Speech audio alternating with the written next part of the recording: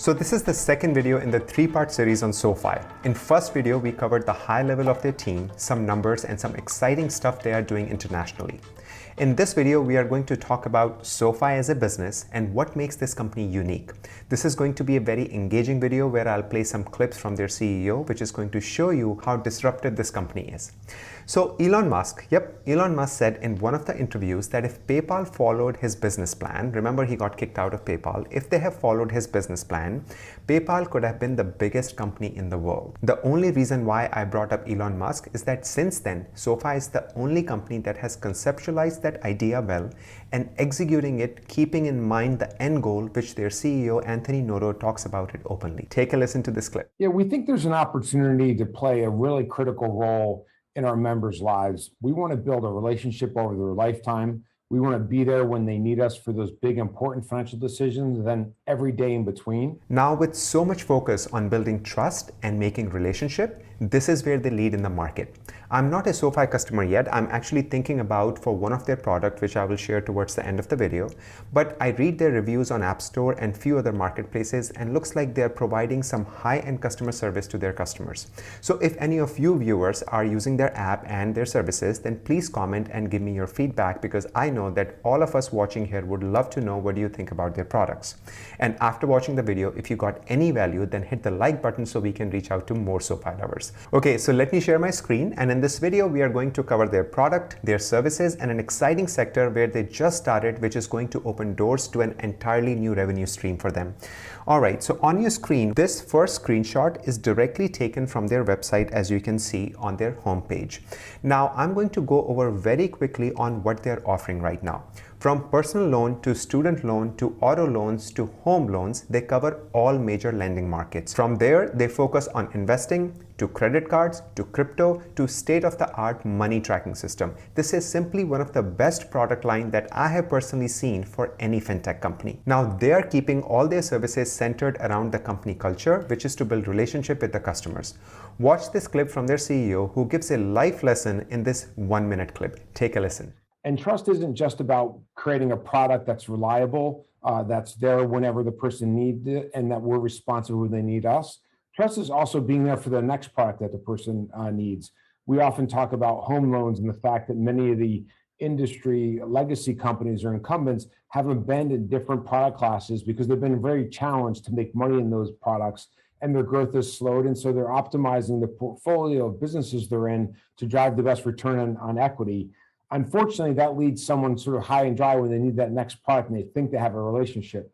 So we can't just choose what we're doing based on if we make money. We have to choose what's important. And if you're not there for the largest economic decision someone's making in their financial lives, you break that trust, even if their first product you have with that member is reliable and you're responsive to their needs. So having a one-stop shop is also critical to driving trust, and making each one of those products reliable, fast, and with the best pricing and best service is another way to drive trust. So basically, it's not about making money in sectors. It's about winning trust of a customer. Let me give you a very real world example here.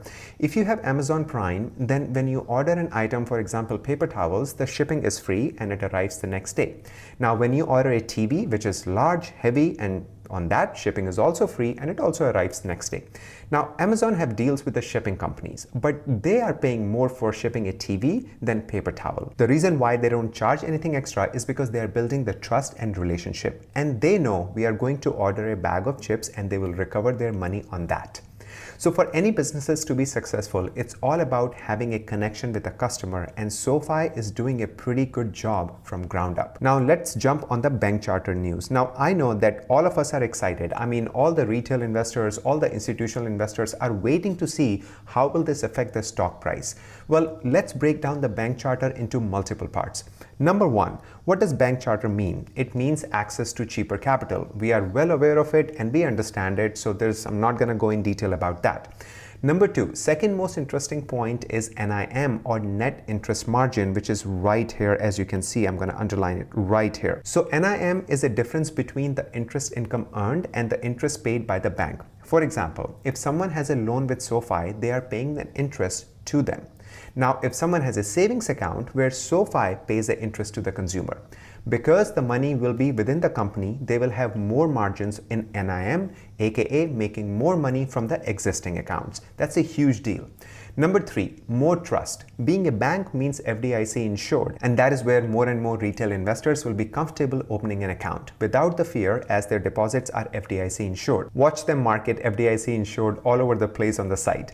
Currently, they have to mention other banks. Take a look. So this is a screenshot from their banking page where it says covered by FDIC insurance, and in there they are saying feel confident that you and your money are covered. Once your money arrives at our partner banks, it is FDIC insured up to $1.5 million. It only happens once the money arrives at the partner bank. So once they have their own FDIC insurance, which is aka being their own bank, so that means more trust from the users. Number 4, this is the most interesting part, and I was totally unaware of it until their CEO talked about it, that they are currently being regulated by 50 states because they have lending license in all the states. So they are currently being regulated by 50 states. That means they have to comply with 50 state rules when they are lending. What an accounting nightmare if you think about it. So now when the bank charter takes place, they only have to comply with FDIC and the feds, saving them time and money. Much simpler process. Now they have reached an inflection point this year where the members on the financial side were 3 times greater than that of the lending side. But the bank charter are going to push them to a whole new height of revenue. Take a look at their EBITDA for now, which is 2021, that they are estimating right here, 42 million. Now fast forward 1 year from here, they're estimating potential adjusted EBITDA impact from bank charter 193 million, making it a total of 447 million.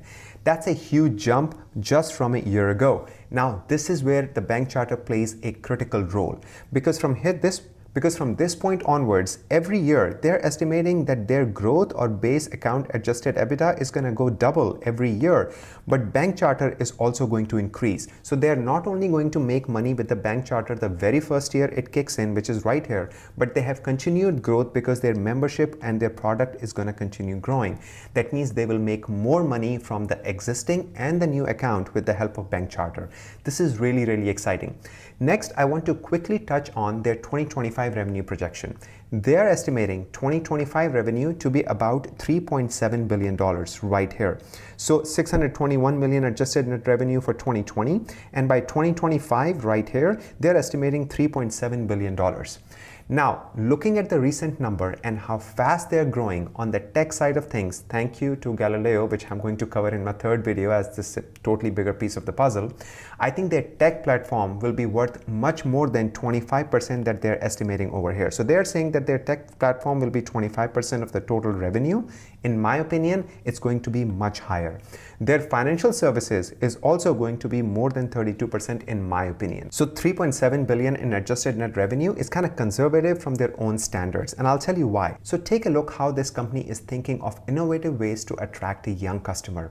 This is their credit card offering right here, and this is one of those disclaimers that you found at the bottom of the page. That's a screenshot from there, and this is what they have to say. I have underlined over here, so we'll read it together. So members can use points right here to earn cash in their SoFi money account by using securities with SoFi Active Invest or pay down their eligible SoFi loans. You see that what they're doing here? They are keeping the customer within their ecosystem for better margins and also for better cross-selling. Their cost of acquisition per customer is going to continue going down with a drastic rate because they have so many cross-sell products, which is just amazing. Now take a look at their ETFs, and this is the product that I referred in the beginning that I'm interested in basically opening an account with SoFi just to use this product. This is massive. Look how they categorize their ETF. A, do you want to make money on a weekly basis, like a weekly dividend right here? We have a product for you. B, do you want to make money on a weekly basis? Yes, we have another ETF for you that says SoFi Weekly Income TGIF. Now, number 3, you want to invest in high growth tech companies? Sure, we have SoFi Gig Economy right here.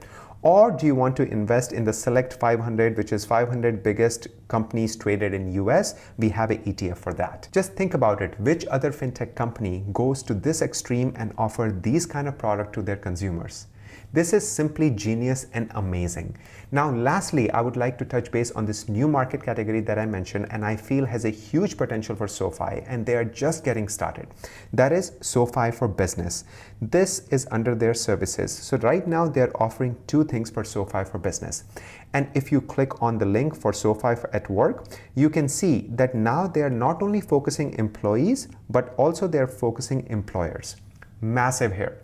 They really want to be that one-stop shop, not just for personal financial needs, but also for employees, so employees feel familiar with the product and can actually earn rewards for just using the company's saving plan or 5 to 9 contribution. This is really exciting and very cool because there is no other company that offer products that span in so many areas. Now, why are they doing this? Think about Apple. Apple offer their product to schools and colleges at a much cheaper rate. Why? Because they want kids to get used to of the product from a very young age so that when they mature, they can dive into more and more Apple products. That's exactly what they're doing here. They want to be with the employers, they want to be with the students, they want to be with the college grads, they want to be with everyone so that once they start using their product, they can go into different categories. So I feel with an amazing suite of products, international reach, satisfied customer, and bank charter which is imminent, I feel Sofi has just started to walk, and with the catalyst which I will discuss in detail in the third and last part of this series, I think we have a true winner at our hands. I'm bullish and I feel this company will blow past their own projections. So I have covered Q2 results where I am giving a breakdown on their services. I will link it up here, so do check it out as it does show how strong their growth is. So if you got any value out of the video, then please hit the like button and consider subscribing so you don't miss out on future videos, as there is a lot to come from this company because we are just getting started. Thank you for joining me. Love you all, and until next time, you all have a sparkling day.